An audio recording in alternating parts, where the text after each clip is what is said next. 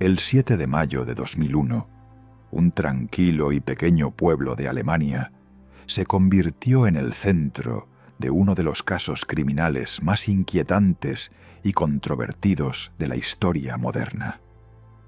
Peggy Knobloch, de 9 años, desapareció sin dejar rastro, dejando tras de sí una familia afligida, preguntas sin respuesta y una serie de investigaciones que se prolongarían durante más de una década.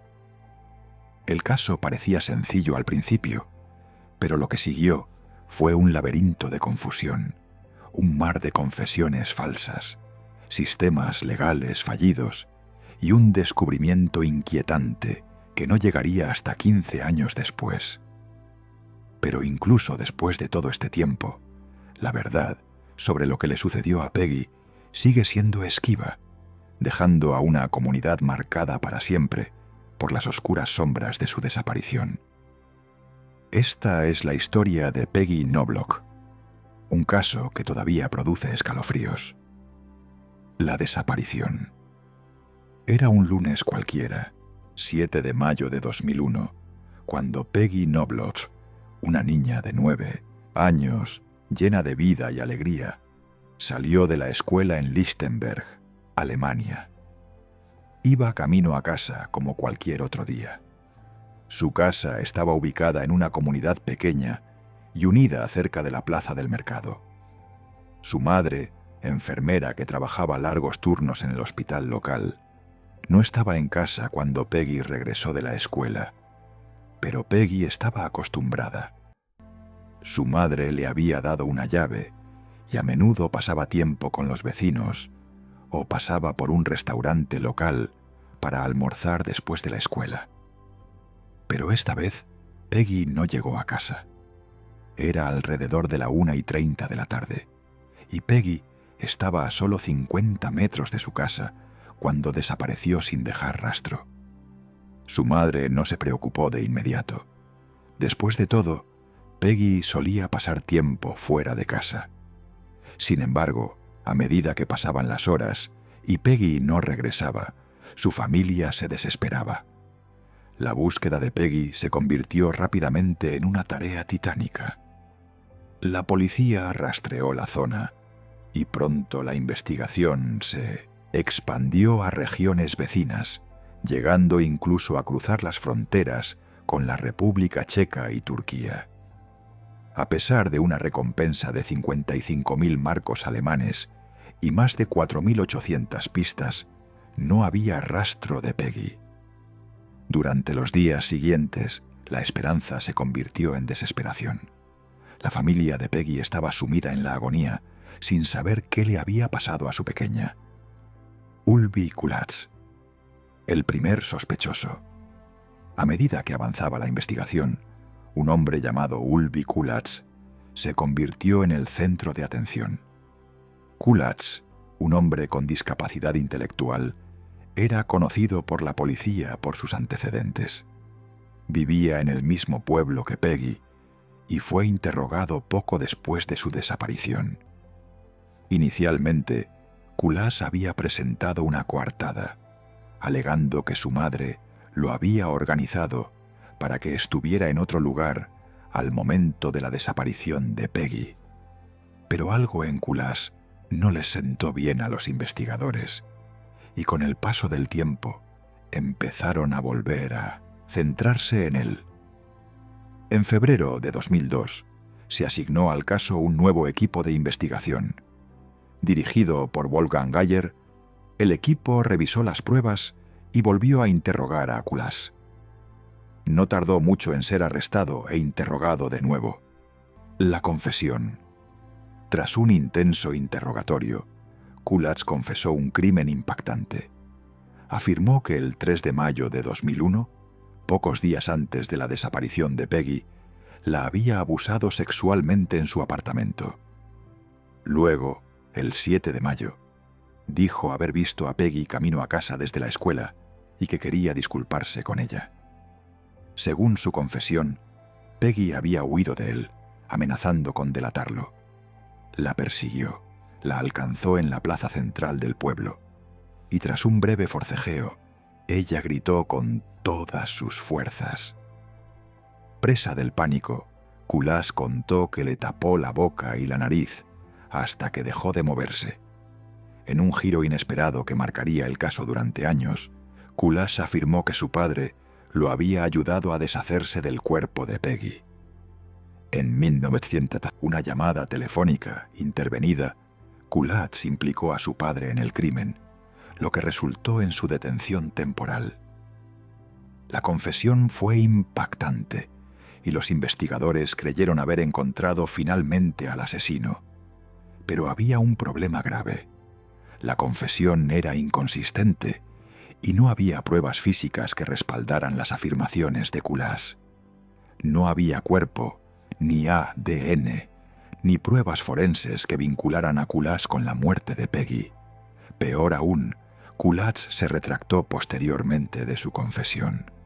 Sostuvo que, si bien había abusado de Peggy, no la había asesinado.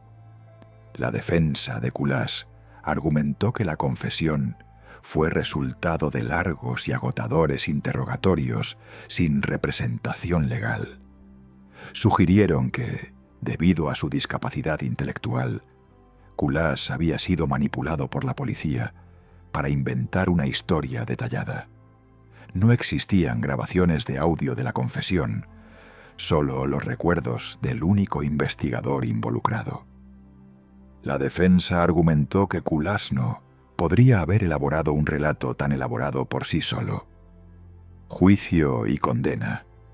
A pesar de la falta de pruebas físicas y la retractación de la confesión, el juicio contra Ulvi Kulás siguió adelante.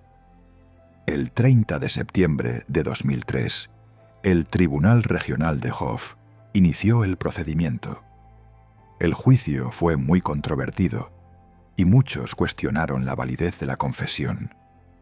Sin embargo, el 30 de abril de 2004, el tribunal declaró a Kulás culpable del asesinato de Peggy Knobloch y lo condenó a cadena perpetua. La principal prueba contra Kulás fue su confesión. El peritaje del psiquiatra Hans Ludwig Kroeber argumentó que era improbable que el relato detallado de Kulás fuera inventado, dadas sus limitaciones cognitivas. Con un coeficiente intelectual de tan solo 68, la defensa de Kulás argumentó que carecía de la capacidad para mentir de forma tan sofisticada, sugiriendo que su relato de los hechos debía basarse en experiencias reales. A pesar de la poca solidez de las pruebas, el tribunal consideró que la confesión era lo suficientemente creíble como para obtener una condena. El fallo provocó indignación, especialmente entre los partidarios de Kulás, quienes creían que había sido condenado injustamente. Argumentaron que la condena se basó en una confesión obtenida por medios cuestionables.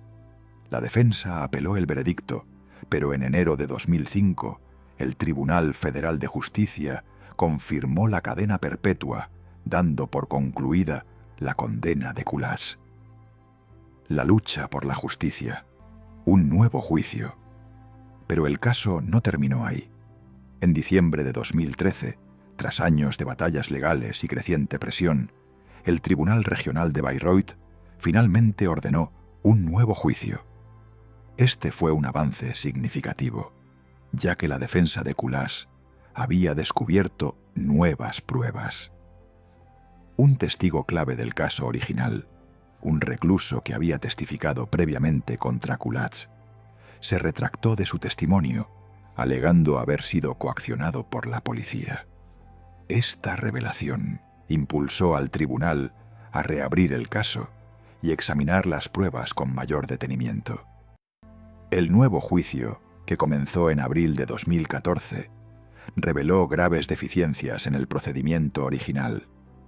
El tribunal concluyó que la confesión de Kulás no era fiable y, tras una cuidadosa reflexión, el 14 de mayo de 2014, Kulás fue absuelto de todos los cargos. Aunque algunos creían que Kulás era culpable, muchos otros argumentaban que había sido encarcelado injustamente por un delito que no cometió. El caso había dejado una profunda huella en la comunidad y la incertidumbre en torno al destino de Peggy parecía latente. El descubrimiento de los restos de Peggy. En 2016 se produjo un gran avance. Tras 15 años de búsqueda, se encontraron los restos óseos de Peggy en una zona boscosa cerca de Rodacherbrunn, en Turingia. Un recolector de setas los encontró por casualidad, y las pruebas de ADN confirmaron su identidad como Peggy Knobloch. Pero el descubrimiento planteó aún más preguntas. Los restos estaban incompletos. No había pertenencias personales, ni mochila, ni ropa. ¿Cómo había acabado su cuerpo tan lejos de donde fue vista por última vez? ¿Por qué habían tardado tanto en encontrar sus restos? Estas eran las preguntas que atormentaban a los investigadores y al público. Pero el caso dio un giro inesperado cuando se encontraron rastros de ADN de Uwe Bonhardt, miembro del grupo terrorista de extrema derecha Clandestinidad Nacionalsocialista, en el lugar donde se descubrieron los restos de Peggy. Sin embargo, esta pista se descartó finalmente al determinarse que el ADN había sido transferido al lugar mediante equipo forense. Surge un nuevo sospechoso. En 2018 surgió un nuevo sospechoso. Manuel S., un hombre que había sido amigo de Kulacz. Kulacz lo había mencionado en entrevistas anteriores, y la policía comenzó a investigar más a fondo su implicación. Manuel S. fue interrogado y admitió haber recibido el cuerpo sin vida de Peggy, de 1900. Otra persona afirmó haber intentado reanimarla antes de deshacerse de su cuerpo en la zona boscosa. Sin embargo, su testimonio fue inconsistente y las dudas sobre su credibilidad aumentaron. En diciembre de 2018, Manuel S. fue detenido, pero fue liberado poco después por falta de pruebas. A pesar de la investigación, el caso de Peggy siguió sin resolverse y la investigación se cerró oficialmente en octubre de 2020. Con más de 6.000 piezas de evidencia, 250 informes periciales e innumerables interrogatorios, las autoridades no lograron dar una respuesta definitiva sobre el destino de Peggy. El caso de Peggy Knobloch sigue siendo uno de los misterios de crímenes reales más inquietantes y sin resolver. Una joven desapareció, un hombre fue condenado injustamente y un sistema judicial deficiente no logró descubrir la verdad durante años. A pesar de las controvertidas condenas, los nuevos juicios y el doloroso descubrimiento de los restos de Peggy, la pregunta que permanece sin respuesta es: ¿quién mató a Peggy Knobloch? A medida que pasan los años, el caso continúa presente en la conciencia pública, como un escalofriante recordatorio de la fragilidad de la verdad y la justicia. ¿Qué crees que le pasó a Peggy Knobloch? ¿Crees que condenaron a la persona correcta? ¿O crees que el verdadero asesino sigue suelto? Cuéntanos tu opinión en los comentarios. No olvides darle a me gusta, compartir y suscribirte para más historias de crímenes reales, donde los misterios son oscuros y las preguntas permanecen. Puede que el caso esté cerrado, pero la verdad aún espera ser descubierta.